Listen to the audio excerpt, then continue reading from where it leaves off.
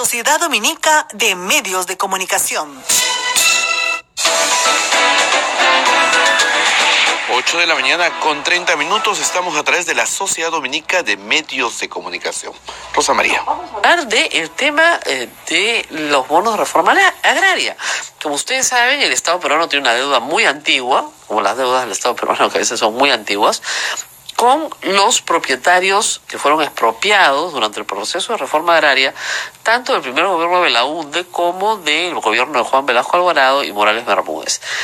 Ese grupo de personas, muchísimas han muerto por cierto, tienen herederos, algunos vendieron sus bonos a algunas compañías que acopiaron, otros no, y hay un paquete de bonos que son y deben ser honrados por el Estado peruano. Los bonistas llevaron al Estado peruano al Tribunal Constitucional, ganaron, o sea, su derecho está fuera de toda discusión. Lo que sigue en discusión es el valor que tiene el bono, es decir, la tasación que se hace sobre el bono. Hablé con unos bonistas hace poco y me decían que la tasación que quiere hacer el Estado peruano es más o menos la siguiente. Si usted tenía un fondo de 200 hectáreas, más o menos te quieren pagar, no sé, $300, ¿no? O algo por el estilo. Algo así como a $1 por hectárea, ¿no? Peor que la expropiación que hubo en algunos casos de equipamiento en su época, que alguna se pagó. Entonces, están molestos, obviamente, están litigando nuevamente, no por el tema de la discusión del derecho a ser indemnizados, sino por el derecho a tener un justiprecio, una justa indemnización. Para hablar de este tema estamos nuevamente con Carlos Anderson, que es vocero de APTA, que es una de las asociaciones, no es la única, pero es la Asociación de Bonistas de la Deuda Agraria. Gracias por estar con nosotros. ¿Qué tal, Rosa María? Aunque en realidad el tema que yo quería resaltar ahora va más allá del tema económico, ¿no?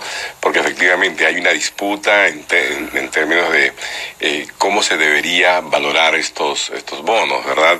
Normalmente el Estado, la forma como valoriza cualquier deuda, como la actualiza, ¿no? Es utilizando el índice de precio del consumidor.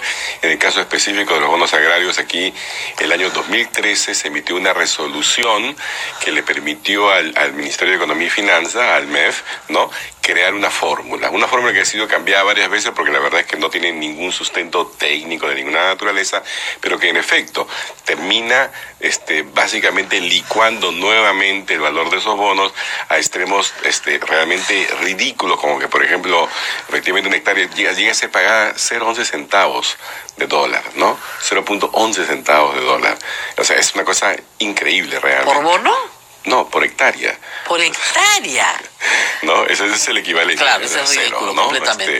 Pero bueno, el tema es que esa resolución del 2013, ¿verdad?, se descubrió un bonista, un día revisando y quería tocar esa resolución con sus manos y se dio cuenta de que habían 35 páginas de esa resolución que habían sido fraguadas usando tinta líquida, ¿no? ¿Cómo que 35 páginas con tinta líquida? Nunca entendí eso. ¿A 35 páginas echaron tinta líquida? Sí, o sea... ¿Por qué no las botaron y hicieron otras? Que es lo que tú hubieras imaginado, pero esto claro. Fue súper burdo, ¿no? Porque claro, lo que pasó era que un proyecto de resolución original, ¿sí?, fue transformado en un voto singular, ¿ya?, a través del uso de tinta líquida. O sea, ustedes acusan que en el Tribunal Constitucional, en el momento de establecer esta valoración, se hizo fraude. Exacto. Y que el fraude lo hizo el señor Urbiola.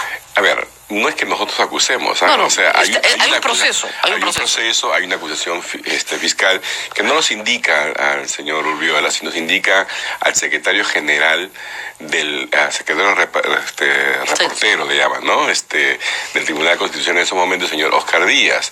Hace menos de 3 semanas, ¿no?, el fiscal acaba de acusar, ¿no? Efectivamente, o sea, hay una acusación contra el secretario penal, técnico, ¿no?, una acusación penal por falsificación de documentos, etcétera.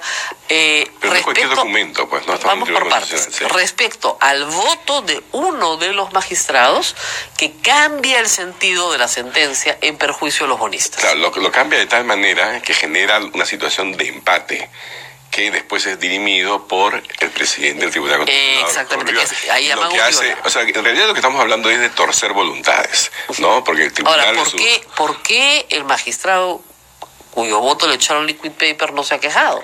No, claro que se ha quejado. Él es el demandante él es la parte que demanda en la acusación final. ¿Qué es quién? Fiscal, claro. ¿Qué El magistrado? señor Carlos Mesía. Ya, a ver, Carlos Mesía dice, este no es mi voto, me lo han cambiado. Claro, y lo dijo desde un principio. Ya, ¿no? muy bien. Sí. Entonces, ¿qué sacan ustedes con que se denuncie penalmente al secretario general? ¿Buscan la nulidad de la sentencia? A ver, lo que busca primero es que prevalezca la verdad, ¿no? No, aparte o sea, de eso. No, pero es que es lo más importante. O sea, No, para el verdad, bonista la reforma agraria lo más importante es que le paguen su plata. No, lo importante es que sea legítimo, porque justamente después vienen todas las preguntas, la reta de por qué se le paga. No, aquí hay una deuda legítima, ¿no? Que el Estado viene evitando pagar de la forma como sea, desde el año 2001, como tú bien lo has dicho, hay una sentencia del Tribunal Constitucional que el Poder Ejecutivo tendría que haber cumplido de oficio y que sin embargo ha tratado por todos los medios y sigue tratando de no pagar, ¿verdad? Se produce este hecho fraudulento que de hecho debería hacer que la resolución sea irrita, sea nula, ¿verdad? Y a partir de allí... Estamos hablando de una resolución de qué fecha. De julio del 2013. 19 de Muy julio, bien. si no me equivoco. ¿Qué es la resolución en la que se decide cómo se va a pagar, ¿no es cierto? Básicamente se decide que el MEF tenga todos los poderes para determinar procedimiento de pago, fórmula de pago, y el MEF, cada vez que lanza un decreto supremo con relación a bono, se apoya directamente en eso, porque es la que le dio carta libre, exactamente, ¿verdad? Muy bien. O sea, el tribunal le dijo al MEF, ustedes pagan como ustedes quieran, y el MEF ha hecho estas modificaciones que no tienen... Una y otra vez. Muy bien. Entonces, ¿ustedes creen que si se tumba la sentencia del 2013, entonces el MEF ya no va a tener poder? ¿Y entonces quién va a tener poder? Los bonistas. No. A ver, primero que nadie quiere tumbarse nada. Como he dicho, lo que quiere es que prevalezca la verdad. Irrita quiere decir tumbarse. Bueno, irrita significa declarar algo que no fue, pues porque efectivamente se torcieron voluntades. Y eso lo que debería forzar es a que se sienten las partes, ¿no? El Ejecutivo, a través del MEF, o de quien quieran, ¿no? Y los bonistas para discutir, si quieren, técnicamente, de cómo se debe valorar. O sea, si hay que enseñarle un poquito de finanzas a los señores del MEF, se les enseñará un poquito de finanzas. No, las finanzas sí las saben los señores del MEF, lo que pasa es que no tienen plata para pagarles. Estoy siendo cínico. No, claro, no y tienen ellos plata. dicen, miren, nosotros podemos pagar esto. No, ¿Quieren o no quieren? No queremos, allá. No, pero a ver, perdóname. Claro. Yo te ofrezco, tengo una deuda de $1,000 y te ofrezco 0.1 centavo. Ajá. ¿Tú lo tomas? O sea, evidentemente que no. O sea, esa es una actitud realmente matonesca de parte del MEF, ¿no? Que ha tenido una y otra vez, ¿no? Es sinceramente el temple para decirle a gente que tiene una deuda de 50 años, ¿no? Que los bonos, esto que el Estado emitió y que es responsabilidad así inmanente del Estado peruano independientemente del gobierno, que esos bonos sencillamente no valen absolutamente nada, ¿no? Entonces, eso es lo que tiene que cambiar. Es una situación de hecho que sinceramente, por ejemplo, va en contra de quienes de alguna forma propugnan que el Perú sea un país miembro de la OCDE. ¿Tú crees que este tipo de situación subsistiría en un país desarrollado? Hay un porcentaje importante de bonos que ya han sido vendidos por los tenedores de los bonos a 2 o 3 empresas extranjeras, ¿no es cierto? Que ellas son las que están presionando, digamos. No, están presionando todos. No, yo sé, pero digamos... No, pero es que están presionando todos, porque si no esto se convierte en un debate entre el Estado peruano y los fondos buitres. Esa es una discusión. Pero eso es en Argentina, no es en el Perú. Esa palabra no existe en el Perú, nadie entendería lo que está diciendo. Bueno, pero es que es donde el tema es, es que a veces es más fácil conseguir una solución cuando hay una empresa extranjera de por medio. Sí, o sea, al International Petroleum Company le pagaron todo, claro, ¿no es cierto? Y siempre todas las expropiaciones que se han hecho sobre compañías extranjeras se han pagado a la integridad. Claro. Entonces, a veces es mejor, pues de verdad. No, y seguramente así está. De hecho hay un proceso de arbitraje que se había iniciado, ¿no? Por el Fondo Gramercy, ¿no? Exigiendo al Estado peruano que le pague, ¿verdad? Así que los bonistas peruanos Están todos aquí muy atentos a esa solución, porque evidentemente no podría haber una situación en la que se le pague a un fondo extranjero y no se les pague ¿Y a los ese bonitos proceso peruanos. cómo va? ¿Ese proceso de arbitraje cómo va? Mira, la verdad es que yo no lo sigo de manera Porque es bien estricta, importante, ¿no? porque ese va a marcar probablemente un... Sí, un hito, ¿no? Exactamente, y además un precio.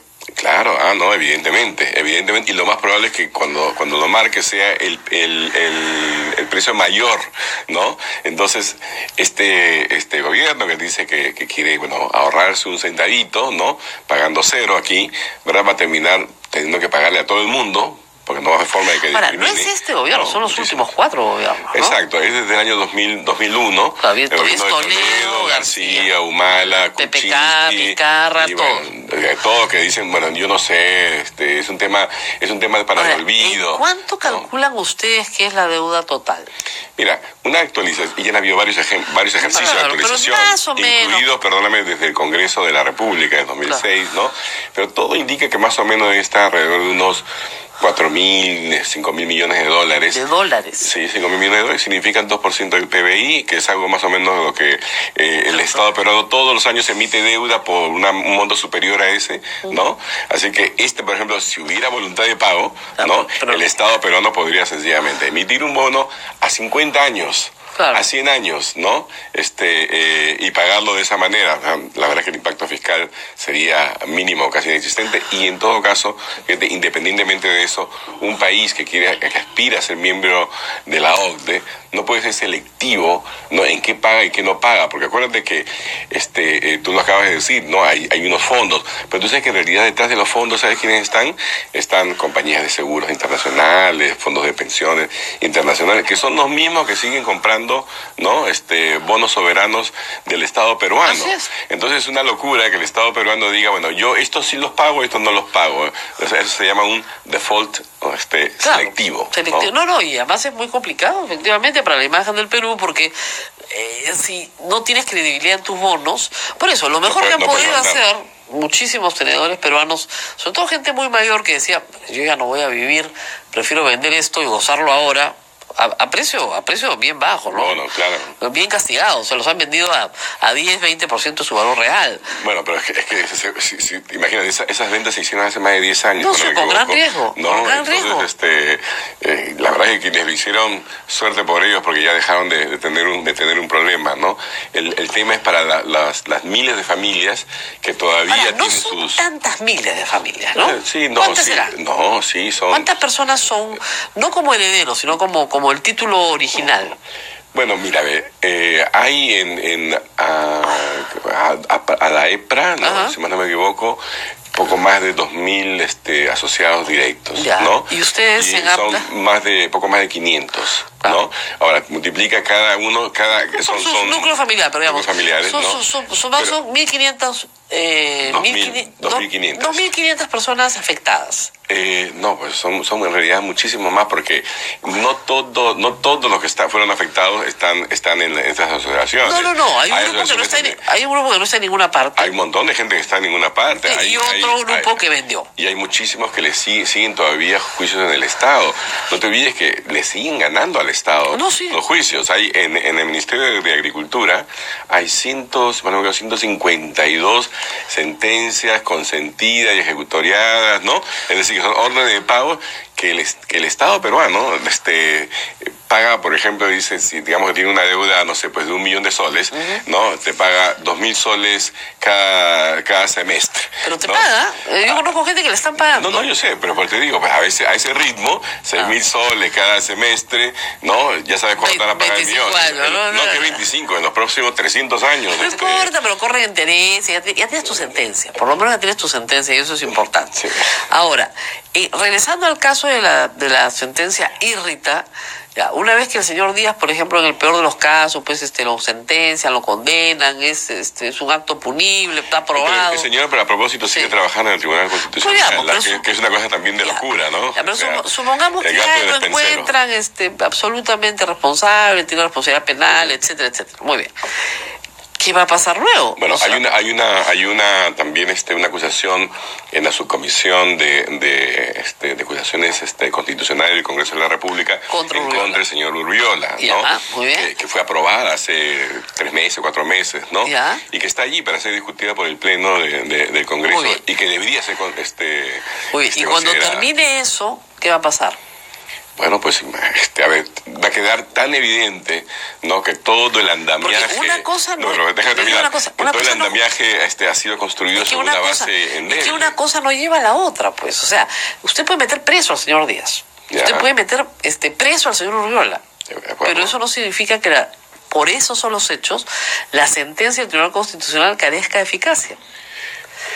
A ver, eficacia es una cosa, y el hecho de que esté, o sea, digamos que tú, lo que me estás diciendo es que nosotros como sociedad debemos aceptar, ¿no? Que las resoluciones del Tribunal Constitucional pueden ser hechas mediante fraude y que eso no tiene demostradamente fraude, pues tú me acabas de decir, porque si lo supongamos que es así. pues te digo, si lo sentencian es porque se Ya. demuestra que ha habido fraude. Muy bien, Y estamos aceptando como sociedad, ¿no? Que hay una serie de No, consecuencias. yo estoy hablándole como abogada. Claro, ¿Cuál como es abogada. la acción legal que ustedes hacen para declarar una sentencia del Tribunal Constitucional irrita porque el secretario general está preso? Bueno, habrá que ir nuevamente al propio Tribunal Constitucional, que tiene una composición distinta, ¿no? Y decirles, ustedes tienen que tomar esto ya desde un punto de vista, si quieres tú, hasta moral, ¿no? Porque no es posible que el Tribunal Constitucional Mire, hay nulidad de cosa juzgada fraudulenta en la Corte Suprema. Bueno, habrá que ir a la Corte Suprema. Pero no, es que esto es una sentencia del Tribunal Constitucional. No conozco nulidad de cosa juzgada fraudulenta. No conozco precedente.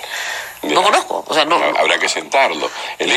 hecho es que, nuevamente, como te digo, como sociedad, no podríamos, o sea, porque si aceptamos, ¿no? Que se pueda construir todo un andamiaje, digamos, legal con consecuencias directas sobre ciudadanos peruanos, aunque fuera uno solo, ¿no? Sobre la base de un fraude, entonces, bueno, pues ya olvidémonos de la lucha contra la corrupción, Ahora, olvidémonos para del que DEC, quede olvidémonos claro, de todo. para que quede claro, todo el fraude consiste en darle la potestad al MEF de fijar el justiprecio de los bonos. No, el fraude consiste en haber utilizado liquid paper, esto, para voltear una sentencia, ¿no? Para convertir algo que era una expresión en una dirección, en una expresión totalmente distinta. ¿En qué dirección? Sí.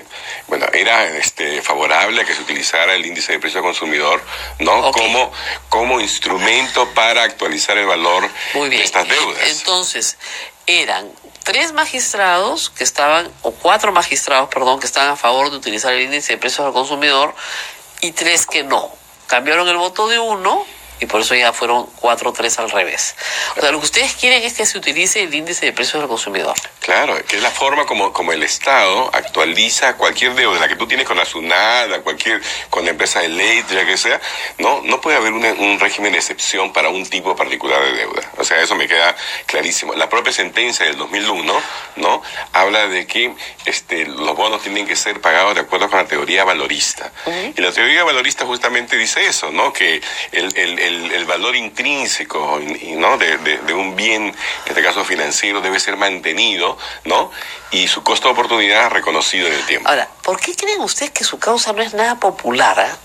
Bueno, yo imagino, fíjate, como muchas cosas en el Perú, el peso de la historia, el hecho de que haya habido cierto, por un lado, romanticismo por un lado, y por otro lado también odios, ¿no? Que han hecho pues que se estigmatice a los dueños. O sea, hay gente que tenía 1.500, 1.000 hectáreas. Nadie puede calificar a esa gente de latifundistas. En realidad, fíjate, lo paradójico de todo esto es que a quienes sí se les pagó, porque cuando se emiten los bonos originalmente, el total de bonos que emitió el Estado peruano fue por 13.500 millones de soles oro, de los cuales se pagaron 11.000 millones, o sea, casi todo, 80 y tanto %, entre el año 69 y el año 82, más o menos, ¿no? Y se le pagaron a los grandes latifundistas, o sea, eso es lo increíble. Pagó a todo lo que se reconvirtió en industrial. Industrial, bueno, pero ahí estaban pues los romeros. Claro, pero no se pagaba con dinero, se pagaba con exoneraciones tributarias. Lo que tú quieras, pero al final una excepción tributaria es lo mismo. Me preguntan ahora, si eres bonista la reforma agraria, ¿puedes pagar impuestos a la SUNAT con dichos bonos? Deberías poder, pues, por ejemplo. Ya, pero no se puede, ¿no? No se puede hoy en día. no se puede, señor. Lo siento mucho. Pero es una buena idea, ¿no? Claro. O sea, de lo que se trata es de monetizar esos bonos, ¿no? Ya sea para pagar impuestos, ya sea para invertir, ya sea para lo que sea, ¿no? Pero lo que no puede seguir sucediendo es que son activos muertos, ¿no? Por voluntades extrañas. Mira, por ejemplo, el caso del señor Humala era increíble, ¿no? Él decía, yo no voy a pagar, incluso bueno, es que amenazó. hay gente acá que me dicen que si se interpretara como usted dice, la deuda es impagable. ¿Por qué es impagable? Porque es una cifra estratosférica. No, ¿cómo va a ser estratosférica? Yo déjame explicar, yo soy economista, ¿sí? A ver, 5.000 millones de dólares de una economía como la nuestra, de unos 200.000 millones de dólares de ventas al año, más o menos. El PBI, de lo que el sector privado vende. A eso me refiero. O sea, el PBI es como decir las ventas de una empresa, ¿no? O sea, es un flujo, ¿verdad? De cada año, de más de 200.000. El Estado peruano todos los años sale a los mercados internacionales y levanta entre 5.000 y 6.500 millones de dólares. Para atender la pobreza. Ya quisiéramos atender la pobreza. ¿Cómo que para atender la pobreza? Para construir elefantes blancos, bueno, eso es un juicio de valor. Eso es un juicio de valor. Están en todas partes. No, eso es un juicio de valor. A usted no le gusta lo que hace el Estado con su plata, a mí tampoco puede, pero eso es un juicio de valor. Bueno, no usted prefiere que el Estado, por ejemplo, no financie Caliwarma y le pague lo... Yo lo que prefiero es que el Estado cumpla con la ley. O sea, aquí, nos ponemos, la verdad que muy exquisitos con el hecho de que decimos, queremos el país OCDE. Muy bien, ¿qué es lo que hacen los países miembros de la Organización para la Cooperación y Desarrollo Económico? Cumplen con la ley, existe el imperio de la ley. Estoy de acuerdo con ello, pero todo acá es un, tema de valorización. No es un tema de no cumplir con la ley, es un tema de valorización. Bueno, pues entonces no serán 5.000, serán 4.000, 3.000, pero no puede ser 0. Muy bien. O sea, sencillamente. Nos tenemos que despedir porque hoy día tenemos la Misa Nacional de la Justicia, así que nos tenemos que ir temprano, pero vamos a la pausa y regresamos para despedirnos del público. Lástima, hemos estado tratando todo el tiempo de hablar con Roma, pero... Bueno, seguiremos intentando. Roma locuta, causa finita. Hoy día el Señor de la Justicia. Todos los viernes el Señor de la Justicia. Vamos a yo le recomendaría a los monistas ir acá y pedir su misa al Señor de la Justicia. Y el domingo su fiesta. Y el domingo su fiesta, además, porque hay toda una serie de actividades acá. He visto ayer gran actividad, con procesión y todo. Vamos a la pausa y volvemos.